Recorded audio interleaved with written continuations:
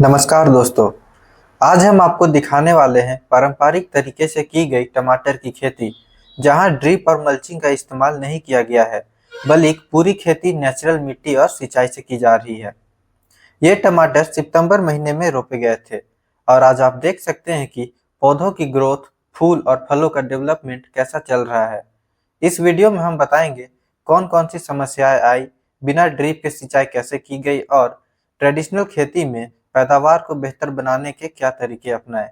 तो वीडियो को अंत तक जरूर देखें।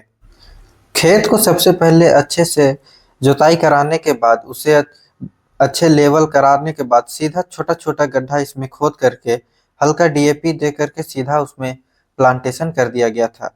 इसका नर्सरी भी तैयार हुआ था खेत में ही, जिसे बस उखाड़ करके सीधा यहाँ ट्रांसप्लांट कर दिया गया। और जब पौधों का ग्रोथ 15-20 दिनों में थोड़ा सा बढ़ गया, पौधा लगभग 1-1.5 फीट जैसा हो गया, उसके बाद इसमें उसके आसपास की मिट्टी को ढीला करने के बाद इसमें मिट्टी चढ़ा दिया गया। अब लगभग अक्टूबर एंड में 55-60 दिनों के बाद इसमें फ्लावरिंग भी स्टार्ट हो गया है।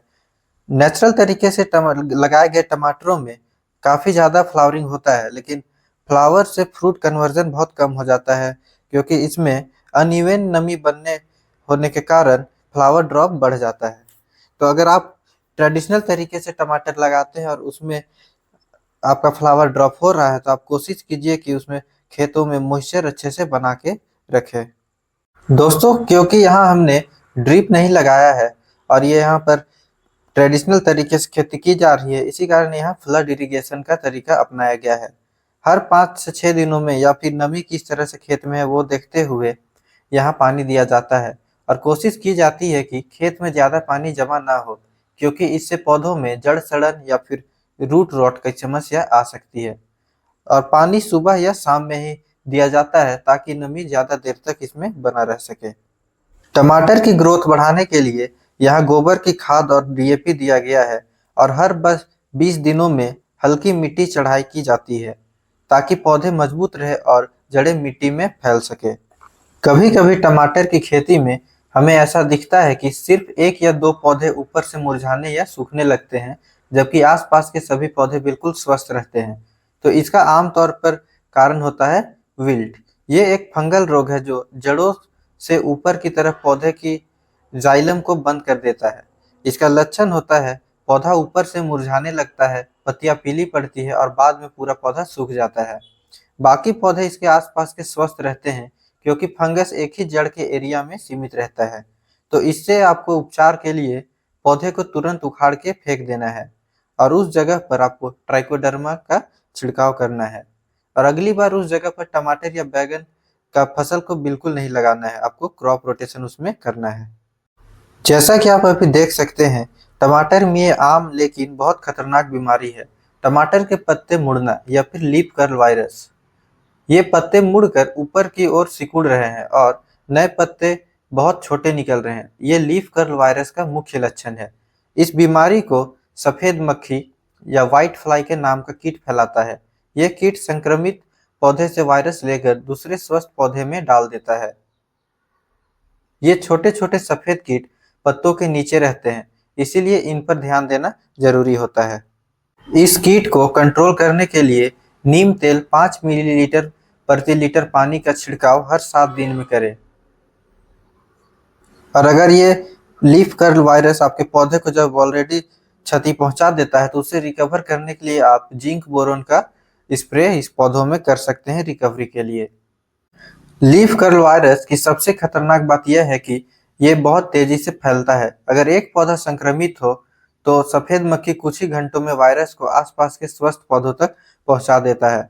जैसा कि अभी आपने देखा, विल्ट की वजह से एक ही पौधा क्षति पहुंचा हुआ था, लेकिन इस वायरस की वजह से आसपास के बहुत सारे पौधों में लीफ कर्ल बीमारी हो गया है। काफी पौधे अच्छा ग्रोथ करके काफी बड़ा हो गया है, लेकिन जिस पौधे में लीफ कर्ल पड़ा है उसका ना ही हाइट बढ़ा है, ना ही उसका कुछ ग्रोथ अच्छे से दिख रहा है। तो ये लीफ कर्ल वायरस को ट्रीट करना सही समय में बहुत जरूरी होता है, ताकि आपके सारे पौधे हेल्दी बने रह सके लंबे समय तक। दोस्तों, ये पौधा भी विल्ट के कारण ही सूख गया है। आप यहाँ देखिए, इसका पूरा स्टेम और पत्ता सब पीला पड़ गया है और सूखना शुरू हो गया है। और ये बिल्कुल नीचे से लेकर ऊपर तक पूरा ही सूख करके लगभग अब ये खत्म ही हो चुका है ये पौधा। और इसे सही समय में इसके जगह से उखाड़ करके कहीं फेंक दे और मिट्टी को जल्दी से ट्रीट करना बहुत जरूरी होता है, नहीं तो ये आसपास के पौधों में भी मिट्टी से जा करके लग जाता है। कभी कभी प्लांट का कंडीशन इस तरह का हो जाता है, रूट रॉट या फिर तना छेदक के वजह से भी। तो आपको ध्यान रखना है कि रीजन जो भी हो, नीम तेल या ट्राइकोडर्मा का स्प्रे आपको रेगुलर इंटरवल पे आपके खेतों पे करते रहना है। एक तरह से प्रिकॉशन के तौर पे भी आपको प्रिवेंटिव स्प्रे हमेशा करते रहना है। जो पौधे बाकी रह गए हैं उनमें तो फ्लावरिंग भी अच्छा से हो रहा है और प्लांट का हाइट भी अच्छा हो गया है, लेकिन जिनमें बीमारी लग गया है वो लगभग डैमेज हो ही चुके हैं। तो दोस्तों, ट्रेडिशनल तरीके से टमाटर लगाने पर अगर आप सही से वाटर मैनेजमेंट और फर्टिगेशन और स्प्रे मैनेजमेंट नहीं करते हैं तो काफ़ी सारा बीमारी बहुत जल्दी और काफ़ी जल्दी फैल भी जाता है। अगर लग गया कोई बीमारी तो ये सब दिक्कत होता है अगर आप ट्रेडिशनल तरीके से टमाटर की खेती करते हैं। आप जैसे कि यहाँ देख सकते हैं, ये है कैटरपिलर जिसे कि तना छेदक या स्टीम बोरर या फिर फ्रूट बोरर भी हम लोग बोलते हैं। ये कैटरपिलर फलों में पौधों में लग जाते हैं और सीधे फलों पर अटैक करते हैं या फिर सीधे तना में अटैक करके पूरा पौधा को डैमेज कर देते हैं। तो इससे बचने के लिए आपको स्प्रे शेड्यूल बहुत ही अच्छे से रखना होगा, चाहिए आप नॉर्मल तरीके से टमाटर की खेती करें या फिर आप मॉडर्न फार्मिंग करें टमाटर की, उसमें भी अगर तना छेदक जैसे कैटरपिलर लगते हैं तो आपको इसे कंट्रोल करना ही होगा। इसके लिए आपको नीम तेल का स्प्रे हर 5 से 7 दिनों में करते रहना होगा, अगर आप ऑर्गेनिक तरीके से इसमें जानना चाहते हैं तो। या फिर कीड़ा लगे या कुछ ना हो तो भी आपको अच्छे से नीम ऑयल का स्प्रे आपके खेती में करते रहना चाहिए, या फिर आप कोई भी अच्छा इंसेक्टिसाइड का भी स्प्रे कर सकते हैं इस तरीके से कंट्रोल करने के लिए काफ़ी सारे बीमारियों का, खास करके कैटरपिलर का, क्योंकि कैटरपिलर अगर एक बार लग जाता है तो ये काफ़ी नुकसानदायक होता है किसानों के लिए। तो दोस्तों, ये था ट्रेडिशनल तरीके से टमाटर की खेती में लगने वाली आम तौर की बीमारी और विल्ट के बारे में। पर अगर आप इसमें जानना चाहते हैं उत्पादन कितना होता है ट्रेडिशनल तरीके में, या कंपैरिजन चाहते हैं ग्राफ्टेड टमाटर और नॉर्मल टमाटर में, तो कमेंट में ज़रूर बताइएगा और चैनल को सब्सक्राइब कीजिएगा।